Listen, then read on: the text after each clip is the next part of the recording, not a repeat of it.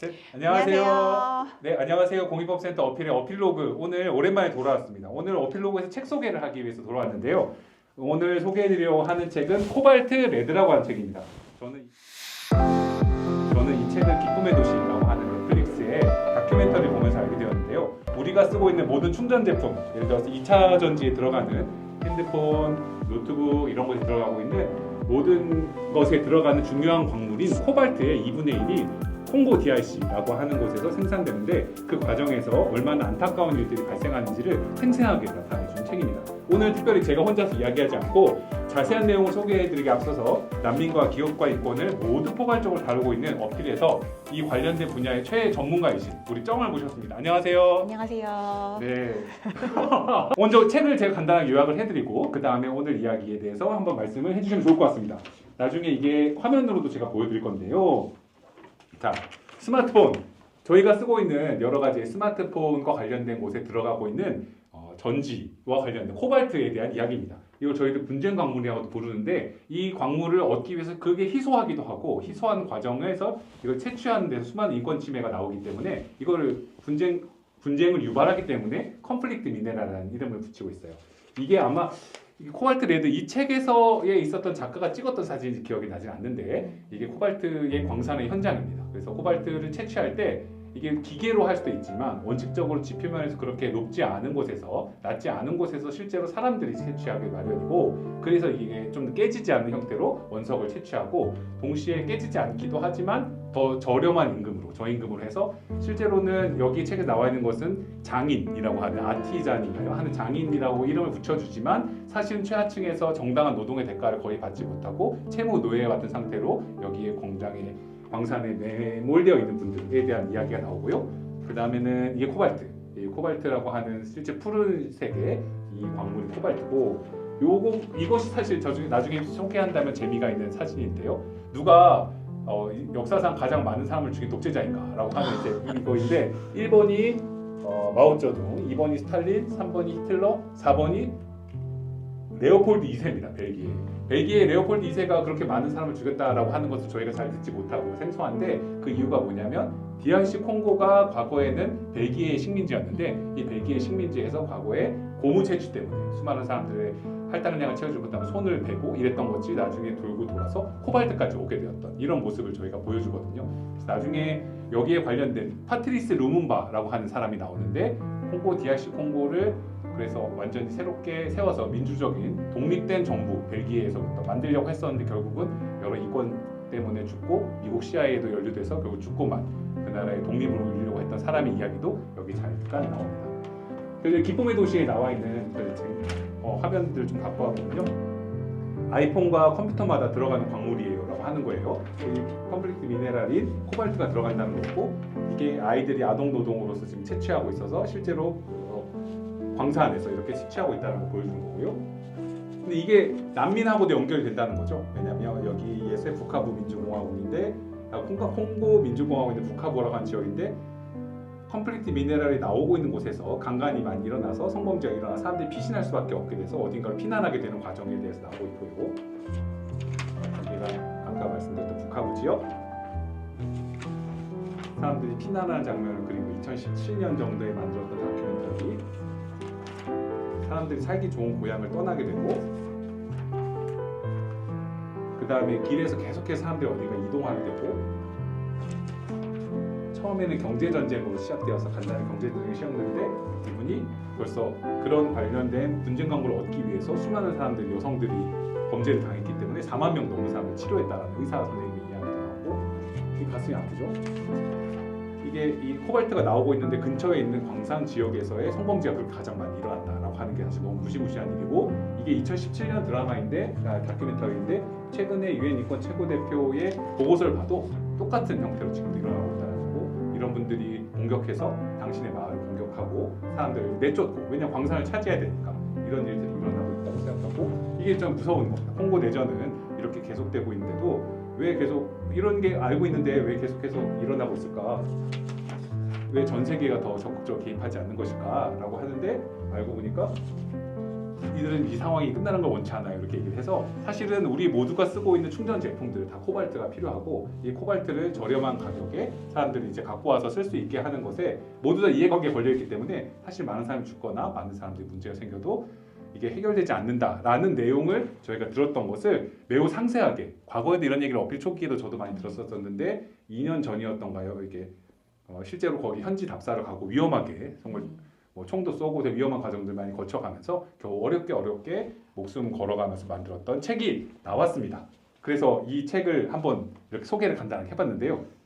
책을 읽고 든 생각을 전문가로서 먼저 소개해 주시면 좋을 것 같습니다. 전문가는 아니고, 저도 이렇게 추천해 주셔가지고 같이 이제 다큐멘터리도 보고 또 이제 그 다큐멘터리는 주로 이제 DRC에서 일어나는 여성들에 대한 그 범죄, 특히나 이제 성범죄를 굉장히 무기화해서 조직적으로 군인들이 자행을 하고, 근데 그 모든 과정이 사실은 안정적으로 자원을 채굴해 가기 위하는데 되게 이제 도구적으로 쓰이겠다 그런 내용이었어요. 되게 감동적으로 봤던, 그게 감동적인 부분은 아니고 그럼에도 불구하고 살아남은 여성들이 함께 싸우고 또 여기 잠깐 보여주셨던 이제 의사 선생님이 얼마나 이제 헌신적으로 지원을 하고 있는지 그런 것들을 보면서 되게 감동적이었는데, 이 코발트 레드 같은 경우에는 말씀해주신 것처럼 직접 이제 현장에 가서 그 채굴 현장을 취재하고 쓴 책이더라고요. 근데 이분이 어쨌든 굉장히 이제 위험한 곳이라 가지고 굉장히 이제 사실은 쉬운 취재는 아니죠. 근데 제가 생각할 때 어쨌든 소위 안전한 나라들, 미국이나 뭐 영국 이런 데 여건을 가지고 있는 남성들이 할 수 있는 되게 중요한 일이다. 이제 미국 시민권자니까 가서 이제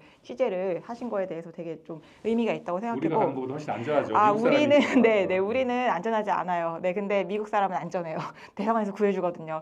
되게 이제 의미 있는 취재라고 생각을 했고, 그리고 또 이제 굉장히 어떻게 보면은 그러니까 이게 뭐라 그러지?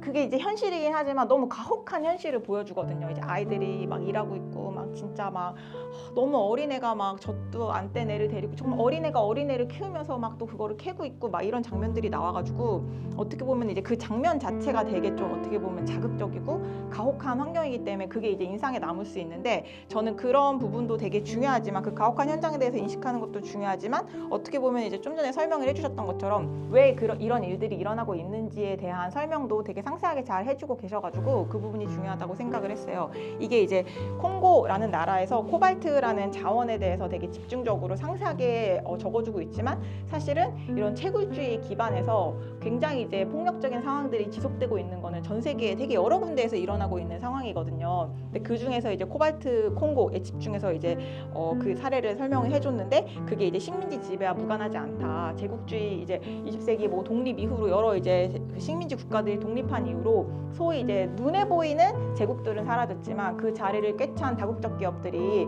그 자리에서 이제 현지 주민들을 얼마나 이제 가혹하게 착취를 하고 있는지 그런 면까지 우리가 좀 생각을 할 수 있고, 이게 단순히 또 이제 굉장히 이제 콩고에서만 일어나는 게 아니라 여러 나라에서 비슷하게 일어나고 있는 일들이 있다라고 생각할 수 있도록 이제 도와주는 데 되게 중요하다고 생각을 하고, 또 한 가지는 이 작가가 이제 강조했던 것이 되게 이제 쉬운 말인데 당연한 말인데 어려운 말이거든요. 아무도 지키고 있지 않은데 왜 이 아이들이 거기서 일하는 그 아티서널 마이닝이라고 하거든요. 장인이라고 하는데 사실은 그게 장인이라고 번역하는 게 적절한지 모르겠더라고요. 저는 그거 번역할 때 꼭 이제 그냥 소규모 뭐 광산 채굴자 뭐 이런 식으로 번역을 하려고 해요. 근데 이제 그 사람들에 대한 처우가 이 아이폰을 만드는, 예를 들어서 디자인을 하는 사람들, 아이폰 프로그래밍 하는 사람들, 아이폰의 마케팅을 담당하는 아이폰 본사의 직원과 왜 거기 이제 현지의 아동들, 거기 들어가는 굉장히 중요한 원료를 채굴하는 사람의 대우가 같지 못하냐, 이 공급망의 되게 근본적인 문제에 대해서 이제 얘기를 하고, 그 문제를 해결하지 않는 이상 이 문제가 해결될 수 없다라고 근본적인 점에 대해서 이제 문제 제기를 해주셔가지고 그 점에 대해서 되게 공감을 할 수 있었어요. 자, 공급망이 무엇인가요? 공급망이라는 단어 처음 들어보는 분도 계실 것 같습니다. 근데 공급망이라고 하는 거는 물건이 만들어질 때 사실은 그냥 모든 물건이 마찬가지잖아요. 이 노트북, 컴퓨터, 뭐 책도 마찬가지인데 이게 한 군데에서 다 만들어질 수가 없죠. 이거를 뭐 디자인하는 사람이 있고 계획하는 사람이 있고 뭐 판매하는 사람이 있는데, 그 이전에 이제 업스트림이라고 하면 이 원자재를 획득하기 위해서 가야 되는 그 경로인 거예요. 그래서 이제 업스트림에 이제 최상위에 있는 게 이런 원자재, 코발트 같은 완전히 그 원자재가 되는 거고, 그 중간에 이제 재련하고, 광물 같은 경우에 재련하고 막 가공하고, 그리고 그거를 이제 중간재로 만들고 막 하면서 이제 조립하고 하는 과정을 거쳐서 완성되는 이 제품의 이 전생의 주기, 전생은 아니고 전 그 생산 주기를 이제 공급망이라고 하고 있어요. 그러니까 저희가 아까 생산 주기가 네. 처음 여기 생산자하고 제 구매하는 사람들이 가까우면 네네. 사실 여기서 어떤 일이 일어나는지 우리가 책임이 좀 가볍게 그쵸, 느껴지는데 그쵸. 네. 수많은 과정들이 이제 중개업이랑 수많은 과정들이 거쳐지게 되면 뭐가 일어났어도 나하고는 큰 상관이 없는 맞습니다. 이런 일들처럼 느껴진다는 거죠. 이 책에서 나왔었는지 다른 데서 나왔었는지 기억이 정확히 나지 않는데, 콩고의 어떤 학자가 이야기하기를 스마트폰을 들고 있는 여러분들은 모두 다 콩고의 땅 한 조각씩을 들고 있다. 이렇게 설명하는 거가 되게 마음에 와닿더라고요. 왜냐하면 이게 멀리 있는 그냥 누군가 어떤 기업이 하거나 하는 게 아니라 결국은 우리가 구매하고 여기까지 들어오는 데까지 와 있다라는 걸 알려줘서 이 끝에 보면 무슨 저도 다 충분히 이해는 하지 못하였지만 보면 뭐 아동노동, 강제노동, 인신매매, 성범죄, 강제 이주와 난민 모든 것들이 다 사실 인권 침해의 끝자락에 있는 것들이 다 여기 벌어지고 있는데 이게 어떻게 계속 일어나고 있을 수 있는 것인가 라고 하는 거에 대해서 되게 안타까움과 책임감도 동일하게 많이 느끼게 되는 그런 거였던 것 같습니다. 이 어필에서는 이제 코발트에 관련된 현장 조사를 한 적은 없지만 최근에 기후위기 대응 과정에서 급증한 또 새로운 광물 수요에 대해서 인권 환경 영향과 바람직한 정책에 대해서 강조하는 브리프를 코리와 함께 발행한 적 있죠? 이 브리프에 대해서 얼마 전에 발행한 저희가 브리프가 있습니다. 이제 전환 광물 지속 가능한 전환을 위한 과제라는 정책 보고서를 낼 게 있는데요. 전환 광물은 뭐야? 네, 아닙니다. 네, 아까 분쟁 광물이라는 말을 써주셨는데 사실은 이 콩고 DRC에서 일어나는 위기가 이제 그때 막 이제 텅스텐 막 3T 뭐 이런 거 해가지고 한창 주목됐을 때 그 말을 많이 쓰면서 관련된 법제도도 전 세계적으로 많이 생겼어요. 그래서 우리나라 뭐 삼성이나 LG나 웬만한 전자제품 만드는 홈페이지에 가도 우리는 분쟁 광물을 뭐 공급망에서 뭐 사용하지 않습니다. 뭐 이렇게 선언적으로 하고 있는 게 있거든요. 근데 그렇게 얘기를 한다고 해도 그거를 실제로 그게 가능한 상황인지에 대해서는 대부분의 많은 사람들이 좀 회의적으로 생각하고 있어요. 많은 사람인지는 모르겠고 어쨌든 적어도 저희처럼 이제 인권 쪽에서 이런 실상들을 가깝게 지켜보고 있는 사람들은 왜냐하면 현장을 굉장히 이제 밀접하게 모니터링하는 이상은 그게 가능하다고 보여지지가 않는 거예요. 그래서 분쟁 광물 관련해서 굉장히 이슈가 많이 되고 여러 나라에서 분쟁 광물을 못 쓰게 하는 법도 만들어지고 기업들은 자발적인 그런 뭐 정책들도 내놓고 하는데 뭐 그게 한번 막 유행처럼 이렇게 논의가 됐다가 조금 사그라지고 있었는데 한참 이제 기후위기 대응을 위해서 우리가 에너지 전환 얘기를 많이 하잖아요. 그래서 에너지 전환이라고 할 때에는 뭐 우리가 뭐 화석연료 대표적으로 뭐 석탄을 뭐 풍력이나 그다음에 아니면 태양광으로 바꿔야 된다. 내지는 우리 이제 석유차를 타고 있는데 석유차를 뭐 이제 전기차로 바꿔야 된다 이런 얘기들을 많이 하잖아요. 그거 이제 에너지 전환에서 이제 큰 그런 에너지 전환으로 이제 불리는 내용들인데, 근데 전기차를 만들거나 아니면은 풍력 발전소 이제 풍력 터빈이나 아니면은 이제 태양광 그 패널 있잖아요. 이런 거를 만드는 게 사실은 에너지가 되게 많이 들어간다는 거예요. 그리고 광물이 굉장히 집약적으로 소비된다 해서 미네랄 인텐시브라고 하더라고요.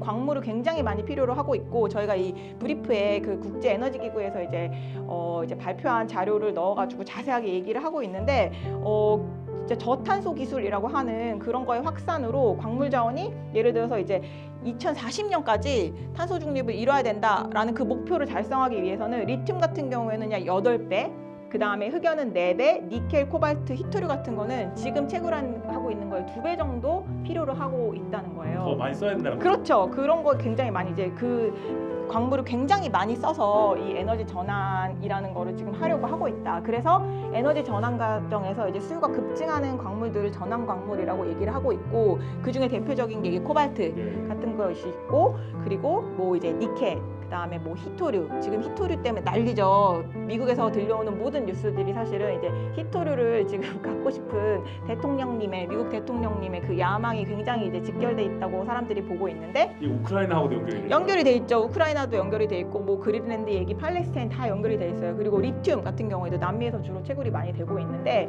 그런 광물들에 대한 수요가 굉장히 이제 급증을 하고 있어서 지금 광물을 무조건 많이 캐가지고 에너지 전환이라는 게 되겠냐, 에너지 안전한 왜냐하면 광물 채굴 과정에서 발생하는 그런 인권 문제, 환경 문제, 기후 문제들이 굉장히 심각하고 우리가 진정한 그런 기후 위기 대응을 위해서는 단순히 이렇게 막 광물을 많이 채굴하는 방식으로 갈 게 아니라 어쨌든 이런 수요를 줄이는 게 굉장히 중요하고 재사용하고 그런 정책들이 필요하다라는 내용을 저희 브리프에 다 담았으니까 어필 홈페이지 가서 보시면 됩니다. 네, 정말 네. 너무 일목요연한. 저는 전환 광물이라는 이야기는 잘 익숙하지 않았었는데 이 과정에서 오히려 기후 위기를 해결하기 위한 방법으로 탄소 배출량에 대한 중립 이걸 달성하기 위해서 보니까 집약적으로 들어가야 되는 광물이 오히려 더 많이 문제를 좀 일으킬 수도 있다라는 내용에 대해서 또 지적을 해주신 것 같습니다. 자, 어필에서 이 다녀온 전환 광물 채굴 현장이 쩡이 사실 또 어떠냐 거의 인도네시아 반은 인도네시아 사람입니다. 인도네시아 말도 너무 잘하고 나마스테야신 오랑코레아 너무 이야기 잘하시고 얼마 전에 최근에서도 인도네시아 니켈 채굴 광산도 다녀오신 것 같은데 다녀오셨던 이야기 좀 해주실까요? 네, 저희가 이제 니켈 채굴을 이제 한국 기업들이 이제 배터리 기업들이 한국 기업들이 세계 시장에서 굉장히 중요한 자리를 차지를 하고 있어요. 국가적으로도 굉장히 중요한 산업으로 간주를 하고 서포트를 하고 있고 그래서 한국 기업들이 이제 배터리 공급망에 되게 이제 단계에서 여러 나라에 진출하고 있는데 인도네시아 같은 경우에는 전 세계에서 생산되는 니켈의 약 반 정도가 이제 인도네시아에서 채굴이 돼요. 근데 그래서 굉장히 많이 이제 니켈 광산이 증가를 하고 있는 거죠. 근데 이제 문제가 뭐냐면은 저도 이제 이거 이제 보고서 공부를 하면서 이제 알게 된 건데 인도네시아는 이제 채굴을 할 때 우리가 이제 광산하면은 저도 이제 예를 들어서 광명동굴 같은 데 가봤는데 막 이렇게 캐가지고 들어가잖아요.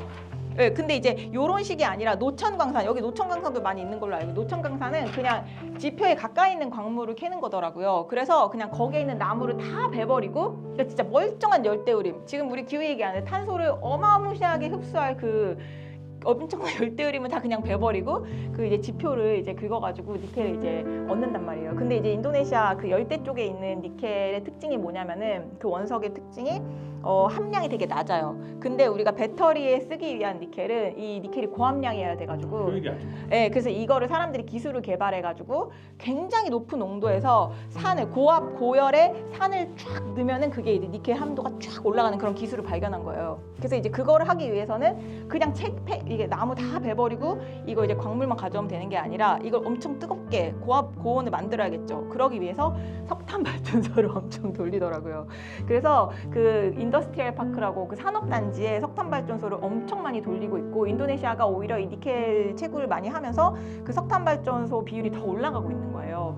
그렇게 환경 영향도 안 좋을 뿐더러 사실은 그 지역에 사람들이 살고 있잖아요. 숲을 의존해서 살고 있던 토착민들, 거기 지역 공동체들이 있고 예를 들어서 뭐 어업이나 농업들 소소하게 하면서 살아가던 사람들인데 자기 생계 기반이 다 이제 사라진 거죠. 저희가 갔을 때도 완전 눈으로 보이는 거예요. 그 바다가 위에 이제 산 위에 광산이 있고 거기 이제 산을 다 캐버리니까 그 흙 같은 게 다 토사물이 다 이렇게 내려오잖아요. 바다 해안가로 내려오면은 해안가가 다 흑색으로 변해 있어요. 그 파랗던 열대 바다가 흑색으로 변해버리고 거기가 이제 열대 바다라 가지고 산호초들이 되게 많은데 산호들이 그 토사 때문에 다 죽어가지고 산호에 원래 알을 낳던 그 물고기들도 알을 못 낳아가지고 해양 생태계까지 다 망가지고 있다고 하더라고요. 그리고 산업단지 인근에서 또 석탄발전소 돌리니까 굉장히 뜨거운 이제 온수를 배출을 많이 해가지고 이제 생태계가 망가져서 어민들이 뭐 어업도 못하게 되고 이제 할 수 있는 거는 뭐 이런 니켈 광산에서 저임금 노동자로 일하는 것밖에도 없는데 주로 그런 일들은 현지 주민들보다는 외지인들한테 더 많이 주어지고 있어가지고 그 공동체가 이제 파괴되고 있는 그런 현장들을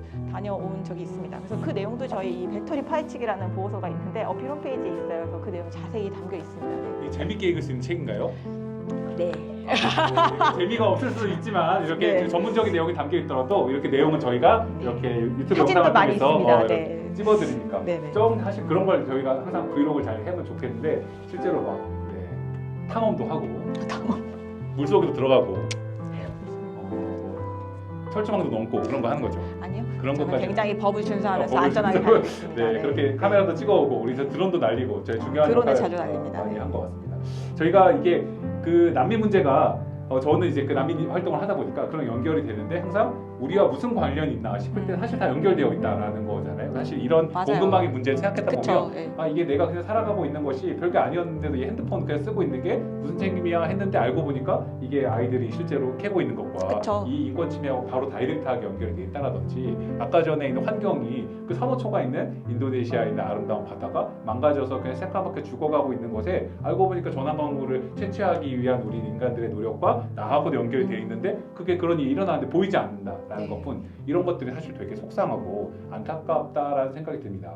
근데 사실 이런 얘기 들으면 우리가 할 수 있는 게 뭐가 있을까 이런 막막한 생각이 좀 드는데요. 그래서 이걸 좀 규범적인 걸로 어떻게든 바꾸려고 하는 노력들이라던가 네. 우리가 마음씨를 가진 안타까운 마음을 가진 사람들이 전 세계 곳곳에 있지 않겠습니까? 그래서 유럽을 중심으로 여러 나라에서 이제 공급망 인권 환경 실사법이라는 걸 만들고 있어요. 그래서 기업들이 왜냐하면 다국적 기업들이 굉장히 아까도 말했던 것처럼 다른 나라에서 자기 나라에서는 그렇게 사업 안 해요. 근데 남의 나라 가서 그렇게 사업을 하는 거를 이제 이렇게 가면 안 되지 않을까? 이제 싼 값에 정말 그 다른 나라 현지의 환경과 인권을 이제 침해하면서 이렇게 원자재를 획득하는 거에 대한 문제의식을 가진 사람들이 이제 그 기업이 공급망에서 일어나는 인권 문제 아니면 환경 문제에 대해서 미리 이제 살펴보고 그 문제가 있으면은 그거를 예방하지 않으면은 책임을 지게 만드는 그런 법을 유럽을 중심으로 이제 뭐 독일에도 있고 프랑스에도 있고 EU 차원에서도 이제 그런 법이 만들어졌고 그래서 우리나라에서도 한국 기업도 사실은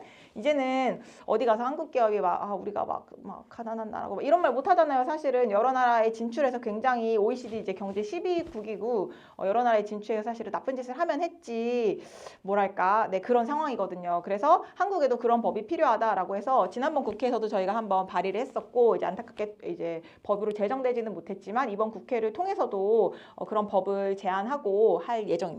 네. 공급망 환경 실사 인권 환경 실사법.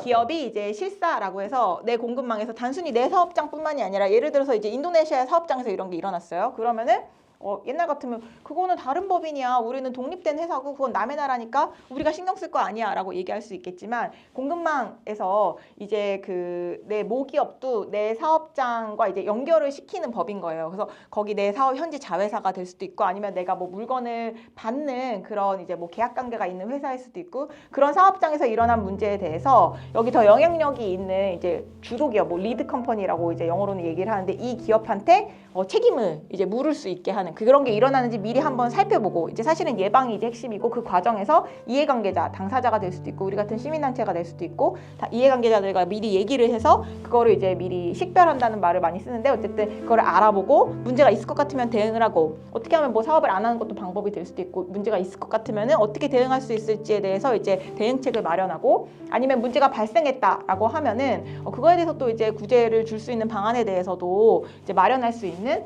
그런 거를 반드시 하게 하는 그거를 이제 만든 법입니다. 네. 책임을 지우는 거죠. 그렇습니다. 예를 들어 네. 지금 저희가 뉴스에 많이 나온 것처럼 어떤 염전에서에 관련된 인신매매의 이야기, 염전에서의 생산되고 있는 현장에서의 인신매매 문제를 공급하게 되는 업체 자체가 네. 크게 문제 삼고 있지 않았다가 미국 국경관세청에서 문제를 삼아서 이거 수입하면 안 된다고 하는 것이 결국 그 서플라이 체인에서 있는 인권 침해를 책임이 있다라고 묻는 이런 형태의 구조라고 하는 거죠. 혹시 오늘은 코발트에 대한 이야기를 저희가 했고 니켈에 대한 이야기, 어필이 다루고 있는 이야기를 조금 했는데요. 더 추천해 주실 관련 책이 있다면 어떤 게 있을까요? 그때 저희 이제 어필에서 같이 읽었던 책도 굉장히 좋은 것 같아요. 기후위기 시대였나? 춤을 추어라. 기후위기 시대에 춤을 추어라라는 책도 굉장히 이제 다양하게 다양한 어쨌든 그 글로벌 사우스라고 하는 그 남반구의 관점을 반영해가지고 우리가 막 잘 사는 나라에서 대응하는 게 전부가 아니라 전 지구적으로 이 문제가 연결돼 있고 대응책도 우리 같이 모색해야 된다 그런 걸로 저는 이해를 해서 되게 좋았었고요. 그리고 또 이제 다큐멘터리도 좋은 게 되게 많이 있어요. 사실은 이 코발트 광산을 직접 취재한 한국 그 다큐멘터리가 있어요. KBS에서 몇 년 전에 방송을 했던 건데, 그 KBS 다큐멘터리 아동 노동하는 그 아동도 실제로 만나가지고 한 것도 있고, 그런 것도 되게 추천을 하고요. 그리고 이제 어쨌든 이제 어필 보고서는 필수로 읽으시면 너무 좋고, 그렇습니다. 그리고 어쨌든 그런 우울한 소식만 보면은 살짝 이제 사람이 다운이 될 수도 있잖아요. 근데 또 추천하는 책 중에 하나는 그 이제 몇 년 전에 되게 많이 유행을 했었는데 향모를 따으며라고 이제 미국에 사는 그 네이티브 아메리칸이라고 하죠. 이제 토창민이라고 이제 저는 번역을 하고 있는 인디저너스 출신의 이제 과학자인데 그분이 이제 자기의 지혜, 자기가 자라온 그 백그라운드, 토착 지혜와 자기가 이제 배운 과학적 지식과 이런 것들을 이제 이렇게 같이 버무려서 우리가 이 지금 이 위기의 시대에 어떻게 살아가면 좋을지에 대해서 이제 조곤조곤 얘기해주는 그런 책이 있는데 그런 걸 보면서 우리가 앞으로 과연 이 전환강으로 무조건 많이 캐는 게 이제 답이 아니라면은 어떤 방식으로 우리 삶을 설정해 나가는 것이 도움이 될 수 있는 일인지 모색할 수 있는 되게 좋은 책이라서 같이 추천을 합니다. 너무 좋은 책들 추천해서 감사합니다. 어필의 유튜브를 이렇게 여러분 구독하시면 여기까지 지금 이 20분 현장까지 여러분들이 끊지 않고 영상을 봤다는 거 정말 여러분 초골수 시청자분 여러분 여기까지 보신 분들에게 댓글 남겨주시면 저희가 선물을 보통 거의 없지만 한번 드려보려고 생각을 해보고요. 네. 예, 마무리를 하자면 저도 책을 하나 추천하자면 누가 루문바를 죽였는가라는 책이 있습니다. 사실 책은 사서 보기에는 한 번 이게 좀 너무 가슴 아픈 책이어서 한 번 보고 못 볼 수도 있어서 아마 도서관에서 빌려볼 수도 있는 그런 책인데요. 아까 너무 속상한 게 저희는 그런 거죠. 이제 뭔가 인권규범을 배우다 보면 노예제 이거는 예를 들어 국제관습법으로 가행규범으로 끝났다.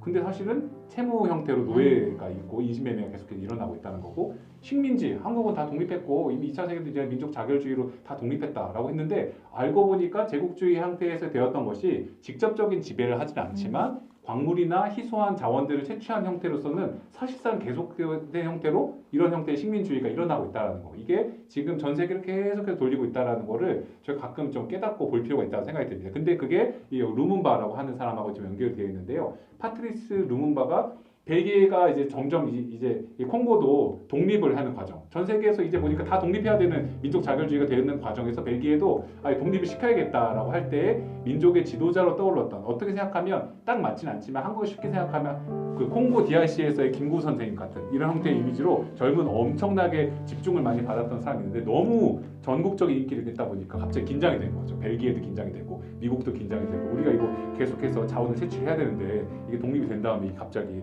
다 어디로 넘어가면 어떡하지라는 불안감을 갖고 있었다가 실제로는 그게 불안정한 관계로서 이게 독립을 채취되고 독립된 헌법이 나왔는데 역시 이 친구들은 아직 정상적인 민주정부를 꾸리기에는 부족해. 여기 아직 민주주의 학생이 덜 됐어. 이렇게 말해서 갑자기 군대를 막 다시 파견하고 이런 과정에서 광물을 갖고 있는 동남부 지역에 있는 사람이랑 손을 잡아서 다시 뒤집고 거기서 미국 CIA도 들어와서 혹시 이 광물이 소련으로 가면 어떡하지 안 되겠다. 얘를 내쳐야겠다. 이렇게 하다가 결국은 초대 총리 독립을 했던 파트리스 루문바가 되게 끔찍하게 죽었어요. 사실 지금 시신도 찾을 수 없고 언론에서 보면 시체를 찾으면 나중에 그게 독립운동에 도화선이 될까봐 산으로 녹여서 이빨 하나만 남고 전부 다 없고 사람들이 되게 잔인하게 죽었거든요. 사실 근데 이런 일들이 어떻게 일어날 수 있는가라고 생각해보면 결국은 누군가 이걸 사용하고 활용하고 쓰고 있는데 사실 그거에 대한 끝자락에서 일어난 일을 저희가 잘 알지 못할 때 이런 일이 자꾸 발생한다라는 되게 가슴 아픈 일들이 있었던 것 같습니다. 오늘 되게 다른 데서 듣기 어려운 이야기 잠깐 급하게 부탁드렸는데도